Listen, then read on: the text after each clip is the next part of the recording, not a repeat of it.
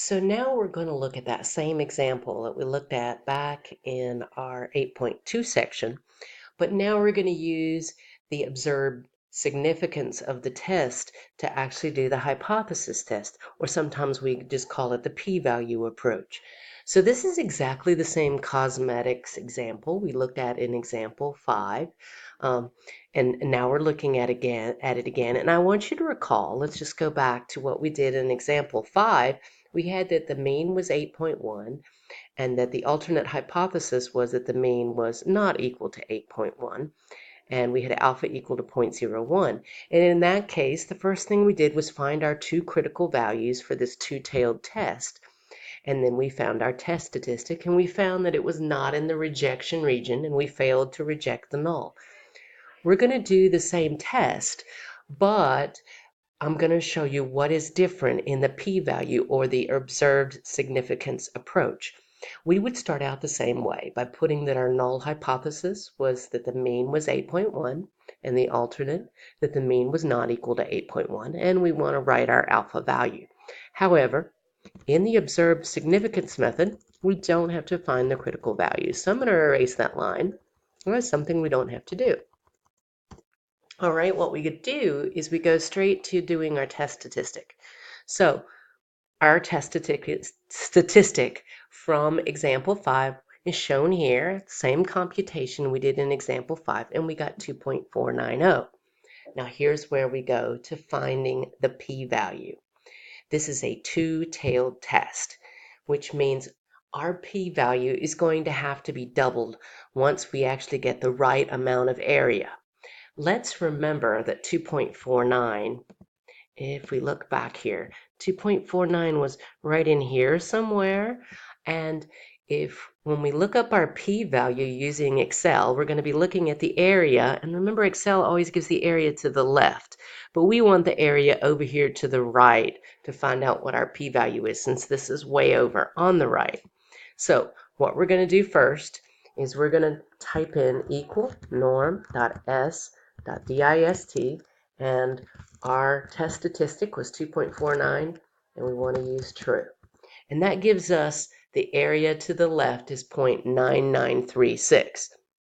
So that's the area to the left of 2.490. But really, since I'm looking at the right tail of that test, I need to find the area that goes over here to the right. So I need to subtract that from 1. So we're going to say 1 minus 0.9936, oops, 0.9936, and that gives me 0.0064. Now, that's going to be the area that is over here to the right of our 2.49. It's going to be the area from here over. But let's remember, it's a two-tailed test, so there's going to be an equal amount of area here on the left, which means we need to double this p-value. So if we double this p-value, we're going to get 0.0128. There's our p-value for this particular test. All right, so let's take it back here. Our p-value, and I'm going to put it in right here, is equal to 0.0128. Now, here's where we make our decision. Before, we had critical values and we had the test statistic, and we looked to see if the test statistic was in a critical or a rejection region. This time, though, we're going to compare our p-value to alpha. All right, so if the p-value is less than alpha, we reject the null. And if the p-value is greater than alpha, we fail to reject the null. All right, so here in this instance, let's notice that 0.0128 is greater than 0.01. Not by much, but it's still greater. So this means that we don't have to rejection region anymore. So we're not doing that method. But since our p-value is greater than alpha, we fail to reject the null. So our statement here is still the same, except there's not enough evidence. We're going to state our p-value instead of alpha. P-value is 0.0128, there's not enough evidence to reject the null hypothesis. It appears the machine does not presently need to be recalibrated. It's properly filling the jars. So our result is the same, but our process is different. Now, I want to give you a few notes about p-values that'll help you as you go through this p-value homework. So, if your alternate hypothesis has a less than in it, then just look up the test statistic in Excel and report your p-value.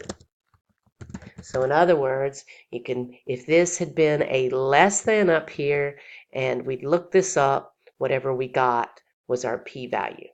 We didn't have to do anything extra to it like we did to this one. If the alternate hypothesis is a greater than, then look up the test statistic in Excel and then report the p-value as 1 minus whatever probability you get. All right, and then we saw the case of a two-tailed test here, but there's actually two scenarios you need to worry about. The first one we've already seen. If the alternate hypothesis is not equal to, and the test statistic is positive. That's what we had here. The test statistic was positive. Look up the test statistic in Excel, subtract from 1, and double it. So that's what we did in this one to find our p-value. Now, if the alternate hypothesis is not equal to, and the test statistic is negative, we're going to look up the test statistic in Excel, and then whatever we get, we're going to double it.